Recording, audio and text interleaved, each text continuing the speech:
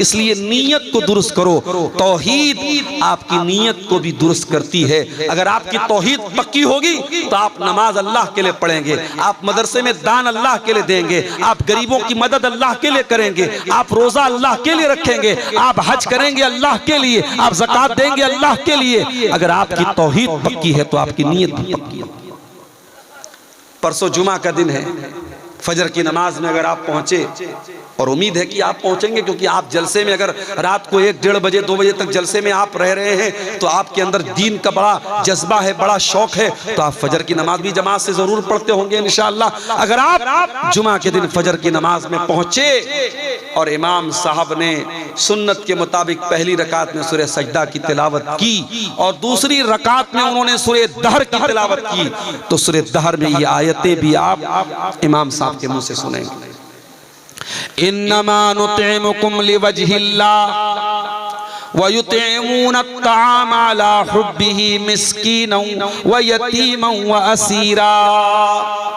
अल्लाह के नेक बंदे गरीबों को खाना खिलाते हैं, यतीमों को खाना खिलाते हैं, कैदियों को खाना खिलाते हैं। इन्नमा नुतिमुकुम लिवजहिल्लाह। और जब वो गरीबों को खाना खिलाते हैं तो इसलिए नहीं खिलाते कि फोटो खींच लें उनका। हम लोग भी कहीं जाते हैं जलसों में, प्रोग्रामों में, तो अब ये सेल्फी लेने वाले जो हमारे नौजवान हैं वो दस्तरखान पे भी जाके सेल्फी ले। मैं मना करता हूँ, भैया मत फोटो मत लो। ऐसे ही लोग उलमा को बदनाम करते, उलमा खाते बहुत हैं, मौलवी खाता बहुत है। और जब ये कहो कि भाई अपने बच्चे को मौलवी बनाओ तो कहते हैं खाएगा कहाँ से। बड़ी अजीब बात है। ऐसे तो बोलेंगे मौलवी खाता बहुत है, और बच्चे को आलिम बनाने की बात कहो तो बोलेंगे खाएगा कहाँ से। तो दस्तरखान पर भी हमारे फोटो लिए जा रहे हैं। क्यों साहब? स्टेटस पे लगाएंगे, मोबाइल पे लगाएंगे, फेसबुक पे डालेंगे, अब्दुल गफ्फार साहब देसी मुर्गा खा रहा है। एक जगह जलसे में अपनी बेटी को लेके चला गया। ये यूट्यूबर लोग, अल्लाह इनको माफ करे, इनको थंबनेल लगाना भी नहीं आता। नेपाल में एक जलसे में अभी गया अपनी बच्ची को लेके, तो एक यूट्यूबर ने थंबनेल लगाया, अब्दुल गफ्फार सलवी अपनी बेटी को ले गया, जलसा में ले गया, तकरीर में ले गया। अरे भाई ले गए बोल दो भाई, क्या मतलब जबान ऐसी हो चुकी है कि वो समझ में नहीं आता कि उनको हिंदी में क्या लिखना चाहिए। तो खाना आदमी खा रहा है, उसका भी लोग फोटो ले रहे हैं। फोटो ठीक है, मैं उसको हराम नहीं मानता, लेकिन बिला वजह बिला जरूरत आप कम से कम उलमा को खाने के टाइम तो बख्श दो भाई। आदमी खाना खा रहा है, उसकी क्या पोजीशन है, किस हालत में वो मुंह बनाए हुए, आप उसी हालत में फोटो ले रहे हो। मैं बहुत सख्ती से मना करता हूं कि भाई फोटो कम से कम खाना खाने के टाइम तो फोटो मत दो। कई बार ऐसा होता है जलसा तकरीर करके मुझे निकलना है, फौरन ट्रेन पकड़नी है, भागना है, मौलाना एक सेल्फी लेना है, मौलाना एक, अबे तुम्हारी सेल्फी के चक्कर में भाई मेरी ट्रेन छूट जाएगी। तो फोटो लेने का, सेल्फी लेने का बड़ा शौक है। तो बात ये किससे निकली? खाने से बात निकली। अल्लाह के नेक बंदे खाना खिलाते हैं गरीबों को, लेकिन जब खाना खिलाते हैं तो थैंक यू सुनने के लिए नहीं, जज़ाकल्लाह खैर सुनने के लिए नहीं, शुक्रिया सुनने के लिए नहीं। कहते हैं इन्नमा नुतिमुकुम लिवजहिल्लाह, हम तुम्हें अल्लाह ताला की रजा के लिए खाना खिला रहे हैं। ला नुरीदु मिनकुम जज़ाअन वला शुकूरा, हमें तुमसे कोई बदला नहीं चाहिए, हमें तुमसे कोई शुक्रिया नहीं चाहिए। इन्ना नखाफु मिर रब्बिना यौमन अबूसन कमतरीरा, हम तो अल्लाह के अजाब से डरते हैं, हम तो कयामत के दिन से डरते हैं, और इसलिए हम तुमको खाना खिला रहे हैं। मेरे प्यारे भाइयों, तौहीद में मजबूत हो जाओगे तो नीयत भी अच्छी हो जाएगी। मदीना में एक आदमी का इंतकाल हो गया। इंतकाल के बाद जब उनको जनाजे के लिए उनको जब नहलाया जाने लगा, जब उनको मैयत को गुस्ल दिया जाने लगा, उनकी पीठ के ऊपर बड़े बड़े मोटे मोटे निशान पाए गए बोरे के। नहलाने वालों ने कहा ये तो बहुत बड़ी हस्ती थी, ये तो अल्लाह के नबी के अहले बैत में से थे, अल्लाह के रसूल के घर वालों में से थे, ये तो नबी के नवासे के बेटे थे। नवासे के बेटे को क्या बोलेंगे? हमारे यहाँ पर नवासा बोलते हैं। आप क्या क्या बोलते हैं? पर नवासा ही बोलते हैं। नबी के पर नवासे हैं, ये नवासे के बेटे हैं। अली इब्ने हुसैन उनका नाम था। उनको गुस्ल दिया जा रहा है और पीठ पर मोटे मोटे बोरे के निशान। नहलाने वालों ने लोगों से पूछा क्या मामला है, इनकी पीठ पर ये निशानात कैसे हैं? बात उड़ते उड़ते मदीना में फैल गई।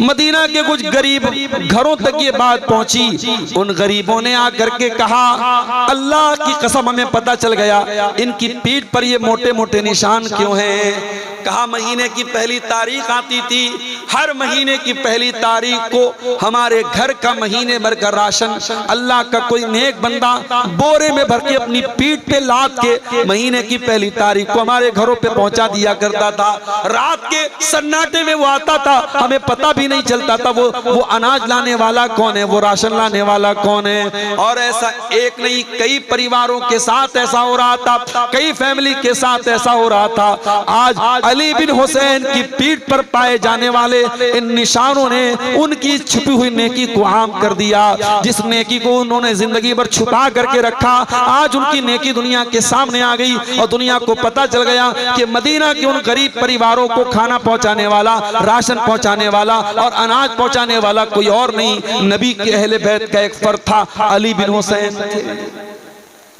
ये इखलास होता है मेरे प्यारे साथियों, तौहीद की बरकत से आपके अंदर इखलास आता है। अगर आप तौहीद में पक्के हो जाएंगे, अल्लाह ताला आपको सुकून की दौलत भी देगा। वही सुकून जिस सुकून को तलाश करने वाले आज कहां कहां तलाश कर रहे हैं। ये शराबी शराब क्यों पी रहा है, ये जिना करने वाला जिना क्यों कर रहा है, ये लड़कियों से चैटिंग क्यों कर रहा है, ये पाउडर के जरिए ड्रग्स क्यों ले रहा है। इन तमाम लोगों से पूछ तो कहते हम तो सुकून के लिए ऐसा कर रहे हैं। शराब पीने वाला सुकून के लिए शराब पी रहा है, सिगरेट पीने वाला सुकून के लिए सिगरेट पी रहा है, खैनी खाने वाला सिगरेट के लिए सुकून के लिए खैनी खा रहा है। यानी जितने ये नशे की चीजें हैं ये सब सुकून के लिए कर रहा है। ऐ सुकून की तलाश में ये हराम काम करने वालों, ऐ शराब में डूबे इंसानों, ऐ नशे की लत में मुब्तला नौजवानों, ऐ लड़कियों से चैटिंग करके अपने आप को सुकून पहुंचाने का ख्वाब देखने वालों, आओ कुरान तुमको बताता है सुकून कहाँ मिलेगा। कुरान तुमको नुस्खा बताता है, कुरान तुमको तरीका बताता है। अला बिज़िक्रिल्लाहि तत्मइन्नुल कुलूब, मेरे बंदो तुम्हें सुकून मिलेगा तो अल्लाह के जिक्र में मिलेगा, तुम्हें सुकून मिलेगा तो अल्लाह के कलाम में मिलेगा, तुम्हें सुकून मिलेगा तो अल्लाह को याद करके मिलेगा। आज कितने मुसलमान हैं उनके घर में 24 घंटे में एक बार कोई अल्लाह का नाम लेने वाला नहीं, कोई एक आदमी भी नमाज पढ़ने वाला नहीं, कोई एक औरत भी कुरान पढ़ने वाली नहीं। दिन रात मोबाइल पे गाने बज रहे हैं, दिन रात बच्चों के हाथ में मोबाइल, बड़ों के हाथ में मोबाइल, गाने बजाने मुसलमानों के घरों में बज रहे हैं। ओ लोगों, आपने बिल्डिंगें तो बड़ी आलीशान बना ली, आपने मकान तो बड़े अच्छे बना लिए, मगर माफ करना अगर आपके घरों में अल्लाह का नाम नहीं लिया जा रहा है, अगर आपके घरों में अल्लाह का जिक्र नहीं हो रहा है, मैं नहीं कह रहा हूं, अल्लाह के प्यारे नबी फरमा रहे हैं ऐसा घर मुर्दा है मुर्दा। आपने फरमाया मसलुल बैतिल लज़ी युज़करुल्लाहु फ़ीही वल बैतिल लज़ी ला युज़करुल्लाहु फ़ीही मिस्लल हय्य वल मय्यित। जिस घर में अल्लाह का नाम लिया जाए वो घर जिंदा है, और जिस घर में अल्लाह का नाम ना लिया जाए वो घर मुर्दा है। हमारे घर मुर्दा हो चुके हैं। जिन घरों में अल्लाह का नाम ना लिया जाए उन घरों में सुकून कहां से आएगा। अगर आज बच्चे माँ बाप की बात नहीं मानते, माँ बाप बच्चों के साथ नाइंसाफी कर रहे हैं, भाई भाई से लड़ाई कर रहा है, देवरानी जेठानी में आज अगर झगड़े हो रहे हैं, ननद और भाभी में झगड़े हो रहे हैं, तो मेरे प्यारे साथियों घर में सुकून आए तो कहां से आए, बरकत आए तो कहां से आए। बरकत का तो तरीका हमने खो दिया है, सुकून का तरीका हमने खो दिया है। कुरान कहता है अला बिज़िक्रिल्लाहि तत्मइन्नुल कुलूब, आओ अल्लाह के जिक्र से तुमको सुकून मिलेगा। अभी मैं आज एक साइंसदान के बारे में पढ़ रहा था। थाईलैंड की एक यूनिवर्सिटी चियांग माऊ एक यूनिवर्सिटी है, उसमें एक प्रोफेसर हैं जो एनाटॉमी के प्रोफेसर हैं, और उनका नाम क्या है, उनका नाम है तेजा तेलाक। वो थाईलैंड के हैं, थाई प्रोफेसर है, एनाटॉमी के वो प्रोफेसर है। और वो एनाटॉमी का मतलब होता है इंसान के बदन की जो पार्ट्स ऑफ बॉडी हैं, जो शरीर के जो अंग हैं, उस पर वो रिसर्च करते हैं, उसके बारे में वो तहकीक करते हैं। थाईलैंड की उस यूनिवर्सिटी के प्रोफेसर साहब ने जब तहकीक करना शुरू किया, रिसर्च करना शुरू किया, एक सवाल बार बार उनको डिस्टर्ब कर रहा था कि इंसान की बॉडी में जो दर्द होता है, उस दर्द को बदन का कौन सा हिस्सा रिसीव करता है। इंसान की बॉडी में वो जो दर्द होता है, जो पेन होता है, उस दर्द को बॉडी कैसे फील करती है, बॉडी कैसे महसूस करती है। सबसे पहले बॉडी का कौन सा ऐसा अंग है जो दर्द को फील करता है। डॉक्टर साहब परेशान थे, प्रोफेसर साहब परेशान थे। अचानक किसी ने एक दिन उनको कुरान दे दिया। कुरान पढ़ते हुए सूरह निसा की आयत उनकी आंखों से गुजरी। अल्लाह ने फरमाया, कुल्लमा नज़िजत जुलूदुहुम बद्दलनाहुम जुलूदन गैरहा।